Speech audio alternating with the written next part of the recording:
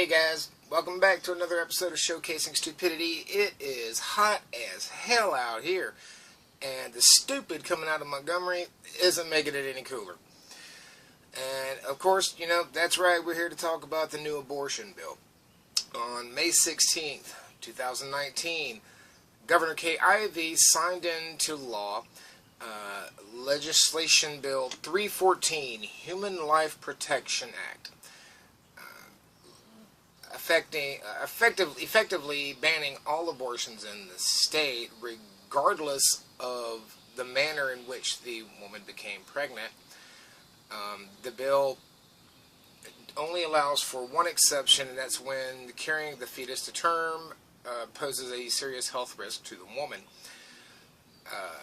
Some other really jacked up parts of that bill, excuse me, concern the fact that no exception is made for rape or incest, and the fact that the act of performing an abortion is now a felony.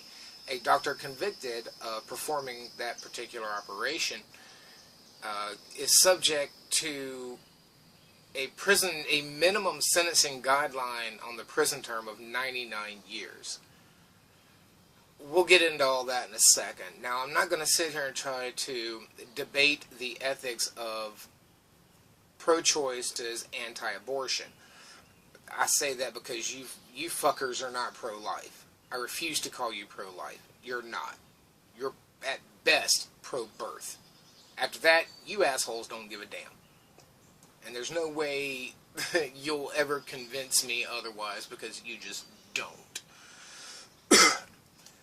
What I want to discuss real quick, I'm trying to keep this video short, is the actual legal procedure that is going to happen from this point. Now, as of today, which today is, I don't even know what day I'm on. That's how damn hot it is here. Today is the 20-something. 22nd. Okay, cool. As of today, the 22nd, there have been 4 lawsuits filed by 2 different groups. The ACLU, which everyone saw coming, and the SPLC, the Southern Poverty Law Center, again, which everyone saw coming. At last count, there were also 12 other distinct entities, groups, civil rights groups, what have you, who are either filing supporting briefs to the ACLU and the SPLC's lawsuits, or are filing suits on their own. Now, the reason I say that the two big lawsuits, the ACLU and the SPLC, the reason why I say that there are 4 suits is because both groups filed lawsuits in both federal and state court. This is important, and we'll get to that in a minute. Now, because they filed in both courts, I can make the educated guess, and I'm willing to bet I'd be right, that the federal courts are going to sit on their lawsuit until they see what the state's going to do. And so what will happen first is the lawsuit will happen in Alabama in a state court. And one side's going to lose. That side will appeal. And then they'll go through the appeals process here in the state, and eventually it'll get, I'm more than certain it'll get to the Alabama Supreme Court. Now, at any point in the appeals process, the courts have the option, or have 3 options as far as the bill is concerned. Either A, uphold the law, B, overturn the law, or C, send the entire damn thing back to the state Senate for review. Now, if that happens, you can pretty well rest assured that that bill is going to die in a committee somewhere. That has happened every single time the Alabama Supreme Court has sent a lawsuit judgment against the state law back to the Senate, it has just died in some Senate subcommittee. Now, should the Alabama State Supreme Court uphold the law, that's when things get a lot more interesting. And from my point of view, a lot more entertaining.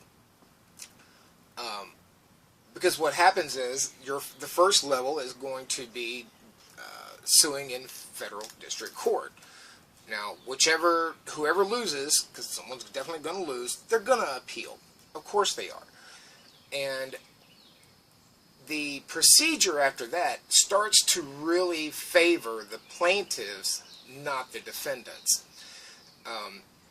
Mobile is in the Third Circuit, I think we're in the Third Circuit Court of Federal Appeals, or Federal Court of Appeals. Each one of the Third Circuit, and actually all the circuits, maintain within their jurisdiction at least one 3-member panel of judges that recommend cases for review by the circuit courts, appeal courts. If the panel, the review panel, decides to take up the case, which they have the option not to, although I don't think that's ever actually happened. I think they've always picked them up. They basically have the same list of options that the Alabama State Supreme Court and any of the federal appeals courts have. They can either confirm the law, they can send it back to the state Supreme Court for review, and if that happens, generally the state Supreme Court sends it back to the Senate, and it dies in committee. Or 3, it can opt for the, or I should say, instead of saying confirm the law, they can go ahead and suggest the lawsuit for review by the Third Circuit. They can send it back to the state Supreme Court for review, or they can just sit on it and wait it out. This has happened a number of times recently, but if that 3-member panel decides that the law or the lawsuit challenging the law is either A, has enough merit that the law itself doesn't stand a snowball's chance in hell of winning in the Third Circuit Court, that's it. It's done. Bye-bye. Okay? Now, assuming they send it, or assuming they refer it to the actual Third Circuit Court of Appeals, the Third Circuit they have a track record for, even though they're moderately more conservative than some of the other circuit appeals courts, they have shown themselves in the past to be really, really hesitant to review or to pass on cases to the Supreme Court that challenge established precedent. And the appeals courts, of course, have 3 options. They can either A, confirm the law, at which point one side or the other will appeal to the Supreme Court. They can B, turn around and send the entire thing back to the Alabama Supreme Court, and then we have that same chain reaction there that I've already talked about twice. Senate dies in the Senate. Or 3, they can reverse the law, state that it is unconstitutional federally. Now, after this happens, and keep in mind, this appeals process is really going to favor more the plaintiffs than the defendants. The ACLU and the SPLC lawsuits have at least a marginally significant upper hand in these procedures, especially in the federal courts, because the federal appeals courts really don't like like challenging established precedent. And I'll touch more on that here in a second. Now, let's presume that whichever side loses appeals to the Supreme Court. We've still got two major hurdles that the defendants are going to have to literally high jump over, or get shot out of a damn mortar, cannon, something, because these are pretty damn high hurdles. The first is going to be 4 of the 9 U.S. Supreme Court justices have to agree to pick up the case. Even with the Brett Kavanaugh fanboys and fangirls salivating, I guess I would kind of refer to it, at the thought of getting a shot at the Supreme Court, it's not a given that the court is going to want to pick this up. Nor is it a given that they can get 4 of the justices who can to think that this is a big enough constitutional question to review again.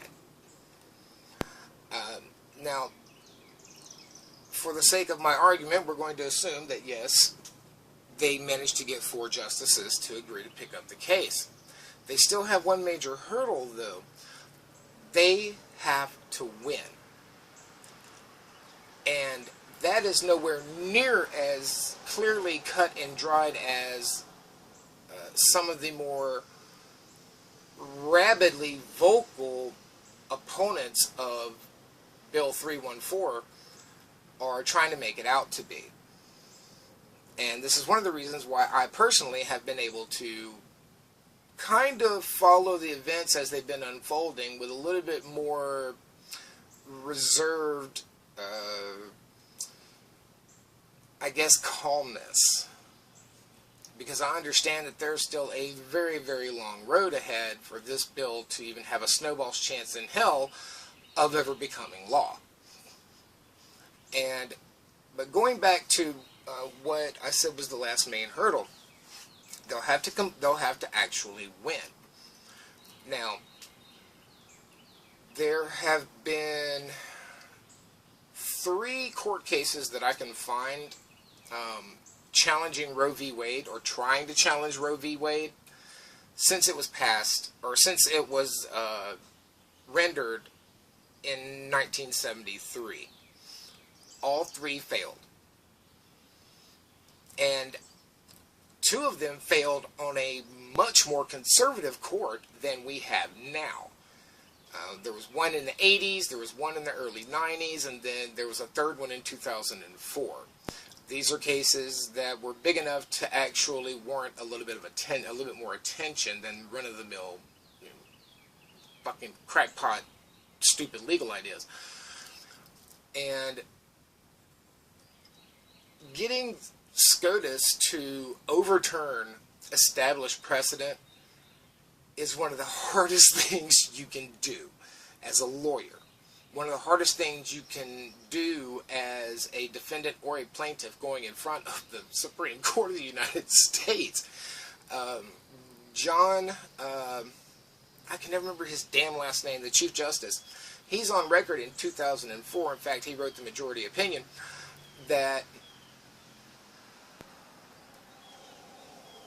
he is extremely reluctant to overturn established precedent when there is no clear-cut constitutional question at play. And in the case we're fighting with Bill 314, there is no clear-cut constitutional question here as far as the Supreme Court is concerned. And the reason I say that is this. The bill is unconstitutional as hell. Terry Collins, the dumb bitch who actually sponsored it, knows this. She's been told repeatedly.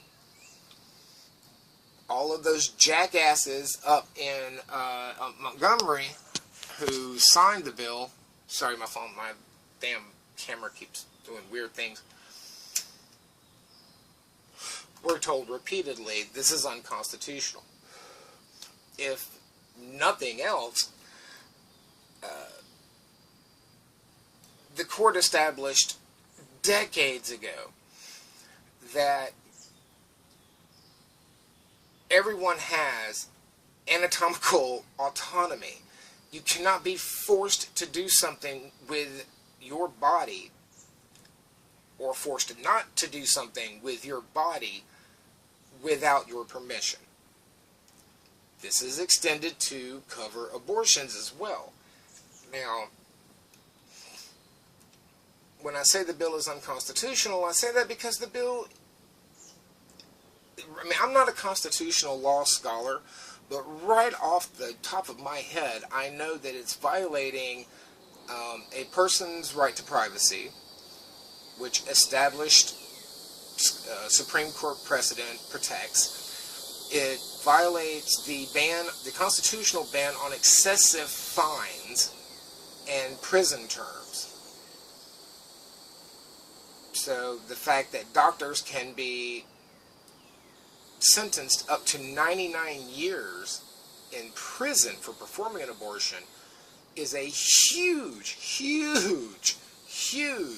violation of that doctor's constitutional, federally protected rights. Now, my camera, sorry, my camera keeps being fucking retarded. Yep, see, told y'all, see, and y'all thought I didn't have legs. Anyway, so, hell, what was I going to say next?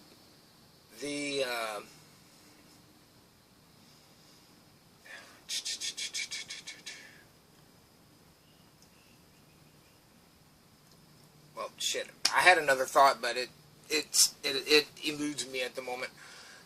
So, yeah, like I said, the bill, there's a lot of emotion tied up into this subject, and I can understand that. However, the law is not legal, and they knew it was going to be challenged.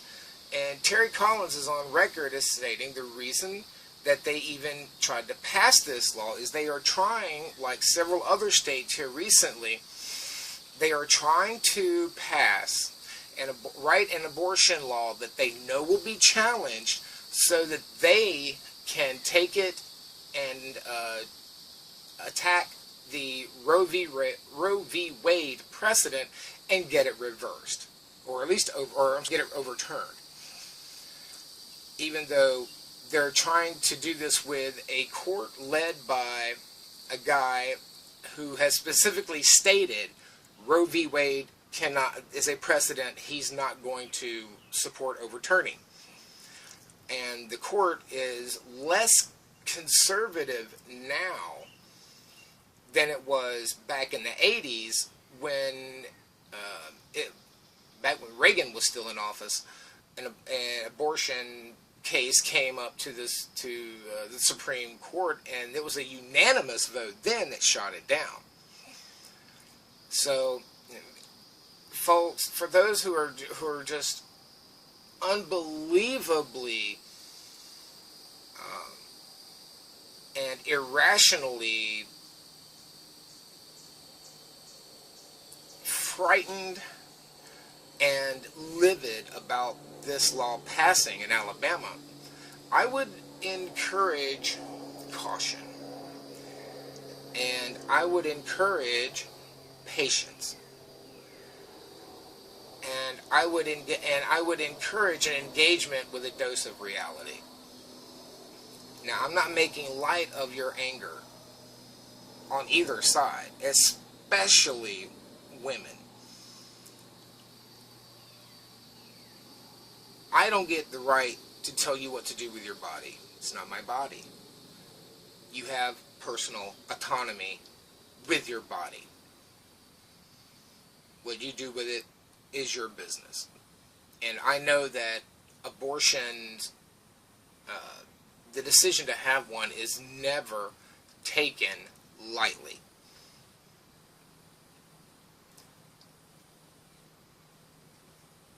But this law is going to fail.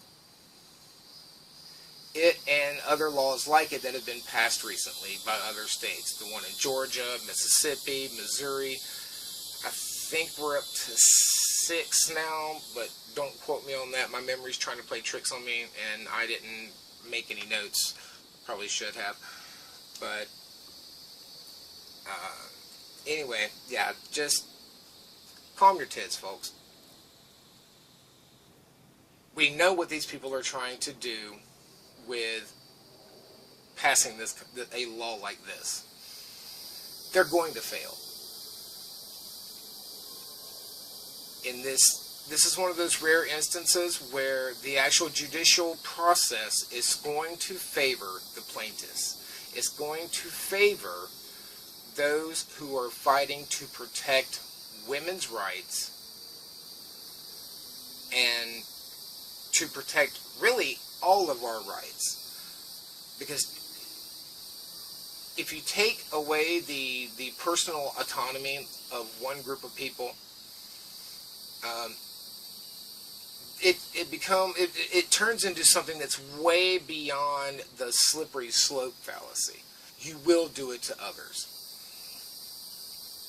Rational people understand this, and trust me, the rational people support women. We support those who fight this stupid ass law, and we will continue to do so. We will continue to do so with empathy, compassion, hopefully a little bit of intelligence, and like I said, a little caution, a little patience, and when possible, just a little bit of trust that the system is going to work the way it was intended. Thanks, guys. Love you. Mean it. Hit the like, hit the subscribe, tickle the bell so you know when new videos come up. I appreciate you. And see y'all in the next one, guys. Mwah.